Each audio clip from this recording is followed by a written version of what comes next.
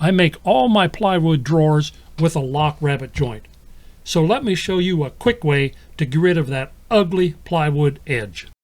Some of my plywood projects, I'll put on edge banding. It comes in a roll like this, but without something to secure this roll or hold this roll while you're under this happens. It just goes crazy, and you can't control it. It just goes nuts. Okay, I've solved that problem. Come over here and let me show you.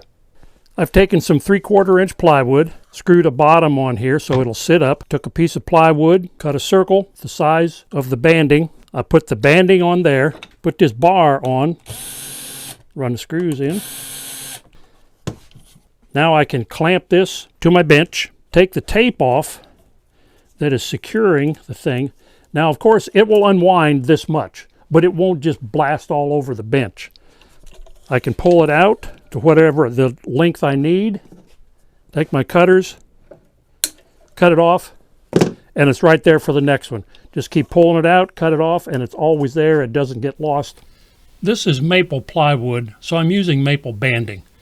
Cut a piece of banding that is a 1/2 inch longer on each end, and then line it up with the inside of the drawer. Take your iron and run it across there slowly. I heat my iron to about medium heat, and just take your time. Be very careful once you've ironed this on, because that banding is really hot. Some people ask me, why do I use a 35-year-old iron to do this with? And I tell them, well, that's my shop iron, and I've had it in my shop for 35 years. Next, take a roller, roll it down, make sure it's good and tight. Now, before you do any cutting, make sure that glue is completely dry and it's all cooled down.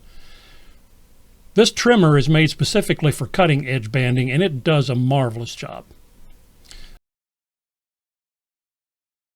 Next, take a file and file off the dried glue that's on the edge. It's pretty hard.